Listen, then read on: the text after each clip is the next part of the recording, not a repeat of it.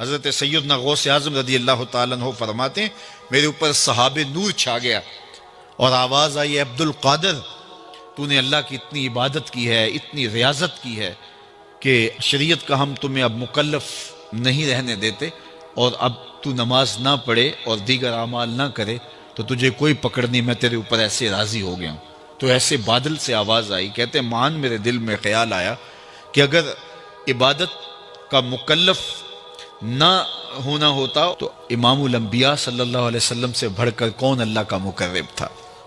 حتی تتورم قدمہ، حضور جب نماز پڑھتے اور اس قدر لمبا قیام کرتے حضور کے مبارک پاؤں سوج جاتے، لیکن ان کو تو کہا گیا وَعْبُدْ رَبَّكَ حَتَّى يَأْتِيَكَ الْيَقِينُ، انہیں تو کہا گیا کہ آخری سانس تک اللہ کی عبادت کرنی ہے۔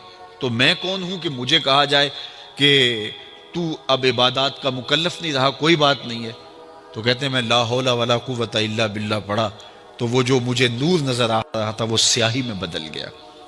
تو وہ ابلیس تھا جو اس رنگ میں مجھے بھٹکانا چاہتا تھا، کہا عبد القادر اس مرتبے پہ پہنچے ہوئے کتنے لوگوں کو میں نے گمراہ کر دیا، تیرے علم نے تجھے بچا لیا۔ تو میں نے کہا ظالم میرے علم نے مجھے نہیں بچایا، میرے اللہ کے فضل نے بچایا۔ تو کہا پھر بچ گیا ہے، کئی میں نے یوں لوٹ لیے۔ تو اتنا مکار دشمن ہو جو ہمارے اوپر مسلط ہے اور دن رات کوشاں ہے ہماری متاع عمل لوٹنے کے لیے، متاع ایمان لوٹنے کے لیے، تو پھر مجھے بتاؤ کہ ہم کیا غافل ہو کے بیٹھیں گے؟ ایسے ناپاک وجود کا مقابلہ کوئی آسان ہے جو ہماری متاع عمل لوٹتا ہے، متاع ایمان لوٹتا ہے، ہمیں عمل کرنے نہیں دیتا، کریں تو وسواس ڈال رہا ہوتا ہے، کر لیں تو ریا میں اور تکبر میں مبتلا کر کے، عجب میں مبتلا کر کے کیا ہوا عمل بھی لوٹ لیتا ہے۔ مجھے بتاؤ یہ کوئی جو ہے وہ سوکھا کام ہے کہ ہم مقابلہ کریں؟ اب ماہ سیام میں روزے سے بھوک بھی کاٹتے ہیں اور قرآن مجید کی تلاوت اور دیگر معمولات کے لیے ہمیں تنہائی بھی میسر آتی ہے، اور اسی طرح ہمیں روزے سے جو ہے وہ اپنی زبان کو کنٹرول کرنے کا درس بھی ملتا ہے۔ تو روزہ تمہاری زبان کا محافظ بن جاتا ہے، پھر روزہ تمہاری شہوات کے کنٹرول کا ذریعہ بن جاتا ہے، اور روزہ تنہائی کی وجہ سے اختلاط سے جو خرابیاں پیدا ہوتی ہیں ان سے تمہیں بچا لیتا ہے۔ اتنا مکار دشمن ہے، ہر ایک کو ایک لاٹھی سے نہیں ہانکتا، اسے پتہ ہے کہ کس کو کیسے بھٹکانا ہے۔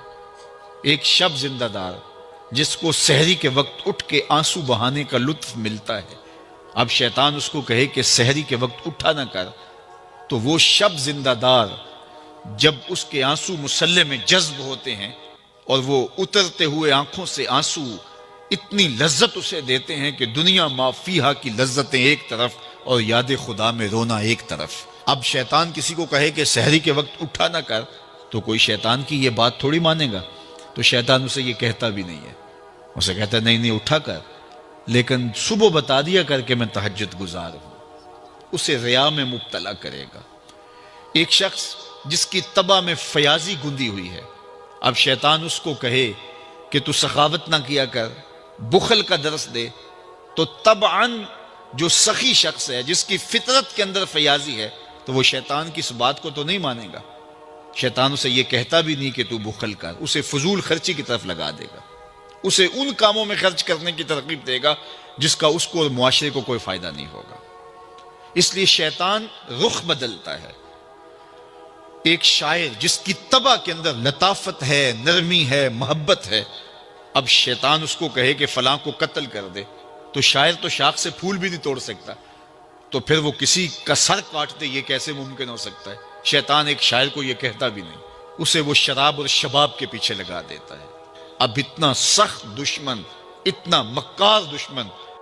اللہ کے محبوب علیہ السلام نے جب فتح مکہ کیا، آپ جانتے ہیں کہ وہ منظر اسلام کا شاندار اور شوکت والا دن تھا، لیکن حضور علیہ السلام کی پیشانی یوں جھکی ہے کہ اونٹ کے کجاوے کے ساتھ حضور کی پیشانی لگی ہوئی۔ حضور نے سب کو معاف کر دیا، جب سب حاضر ہو کے کانپ رہے تھے، اجریاں پھینکنے والے، پتھر مارنے والے، گڑھے کھودنے والے، گلے میں کپڑا ڈالنے والے قطاروں میں تھے، سب کانپ رہے تھے، پتہ نہیں کیا سلوک ہوگا۔ تو زبان نبوت سے کیا جملے نکلے؟ اللہ اکبر، اذهبوا انتم الطلقاء لا تثریب علیکم اليوم، جاؤ چلے جاؤ، میں تمہیں کچھ نہیں کہتا، تم آزاد ہو۔ آج میں وہی کہوں گا جو جناب یوسف نے اپنے بھائیوں سے کہا تھا۔ نعرہ تکبیر، اللہ، نعرہ رسالت، پھر فرمایا عثمان بن طلحہ کہاں ہے؟ عثمان بن طلحہ کعبہ کا کنجی بردار تھا، اس کو بلایا گیا۔ ایک دن حضور نے کہا تھا مجھے چابی دو، میرا جی چاہتا ہے کہ میں کعبۃ اللہ کو کھولوں، اندر جاؤں اور نوافل ادا کروں۔ تو اس نے کہا تھا میں آپ کو چابی نہیں دے سکتا۔ آج حضور جب فاتح بن کر آئے فرمایا بلاؤ آج عثمان بن طلحہ کو، کانپتا ہے، فرمایا لاؤ چابی پیش کر دیں۔ تالا کھولا، نوافل ادا کیے، پھر تالا لگایا۔ اب صحابہ منتظر تھے، عثمان بن طلحہ کو تو چابی ملنی نہیں۔ ابو بکر رضی اللہ تعالیٰ عنہ کی آرزو تھی یہ مقدر میرا جاگے گا۔ عمر فاروق چولی پھیلائے کھڑے تھے، عثمان غنی کہہ رہے تھے کہ کاش کہ میرا ستارہ اوج پہ پہنچ جائے۔ علی المرتضیٰ کو بھی ناز تھا، سارے منتظر تھے، لیکن حضور فرمایا این عثمان بن طلحہ، عثمان بن طلحہ کہاں ہے؟ وہ کانپتا ہوا ایک سمت کھڑا تھا، فرمایا یہ لو چابی، تو نے تو نہیں دی تھی، میں عطا کر رہا ہوں۔ اور فرمایا عثمان بن طلحہ قیامت تک تیرے سے یہ چابی کو چھین نہیں سکے گا، اور آج بھی وہ چابی عثمان بن طلحہ کی اولاد کے پاس ہے۔ تو پھر اس نے کہا یہ خلق، اللہ اکبر، تیری تک کے ادامانی میں مرید ہو گئے۔ پھر وہ حضور کا غلام بن گیا، اور اس کی نسلوں میں آج تک وہ چابی موجود ہے جنہوں نے حضور کی توہین کی ہوئی تھی۔ فرمایا نہیں، یہ جہاں بھی ملے انہیں قتل کر دینا، یہ حرم کعبہ میں ملے وہاں بھی قتل کر دینا، حجر اسود کے پاس ملے وہاں بھی قتل کر دینا، کعبے کے پردوں میں لپٹ جائیں ان کو وہاں بھی قتل کر دینا۔ اور ابن قتل کے ساتھ ایسے ہی کیا گیا، جب حضور طواف کر رہے تھے وہ کعبۃ اللہ کے پردے کے اندر چھپ گیا، صحابہ نے بتایا حضور ابن قتل چھپا ہوا ہے، تو میں نکالو اس کو اور یہی قتل کرو۔ مقام ابراہیم اور چاہے زمزم کے درمیان جو جگہ ہے وہاں ابن قتل کو قتل کیا گیا۔ ذرا غور کیجئے، اللہ کی مسجد سے باہر لے جاتے، اس کا گندا خون یہاں نہ بہتا، لیکن کہا یہی قتل کرو، دنیا والے دیکھ بھی لے اور قیامت تک ضابطہ بھی بن جائے کہ رسول کے دشمن کو اور رسول کے گستاخ کو چند سانسیں جینے کی مہلت بھی نہ دی جائے، جہاں ملے اس کو وہاں قتل کر دو۔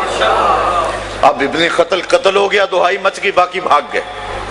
یہ جو کعب بن زہیر تھا یہ طائف کی سمجھ چلا گیا، اس کا بھائی غلام تھا، اس نے کسی ذریعے سے پیغام بھیجا کہ آرڈر تو بڑے سخت ہیں، لیکن تو کسی طرح حضور کی چوکھٹ پہ خود چل کے آ جا، تو معافی تو مانگ کے دیکھ، وہ تو رحمت للعالمین ہے، اور اگر تو چاہے کہ میں یوں چھپتا پھروں گا کب تک چھپے گا؟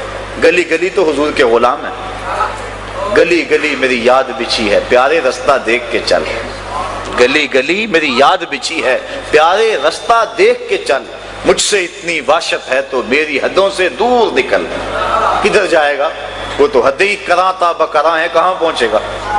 رات کا اندھیرا تھا، صحن حرم میں حضور بیٹھے تھے، یہ کعب بن زہیر چھپتا چھپاتا ایک کونے میں آ کے بیٹھ گیا، عرض کی حضور نقاب اڑا ہوا ہے، کہ حضور اگر ہم کعب بن زہیر کو ڈھونڈ لائیں اور وہ معافی مانگ لے تو آپ معاف کر دیں گے؟